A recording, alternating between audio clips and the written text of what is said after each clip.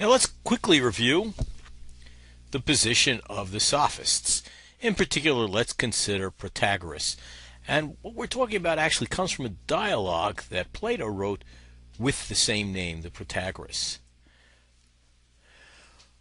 Protagoras, like all the Sophists, was a relativist. In fact, kind of the one statement that we now associate with the Sophists in general and Protagoras in particular is the claim that man is the measure of all things. If somebody believes something, if they believe it's right, it is right. Consequences for morality.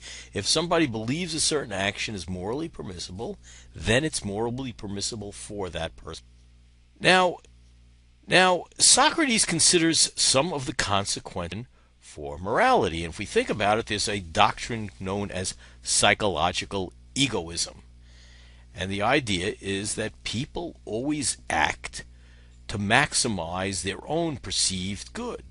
That is, they try to do things that give them the maximum of what they desire, what they find pleasant, what they perceive to be good. And there's another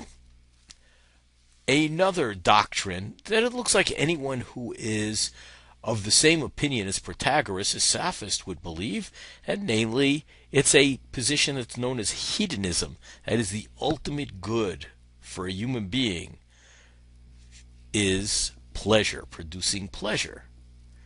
And what we're going to see is using these two doctrines that Protagoras would appear to hold, and in the dialogue he does agree to all of these, Socrates is going to derive a contradiction, going to show that his position is inconsistent, that there's a problem with his position, hence the position is not acceptable, or as you might say, untenable, unbelievable.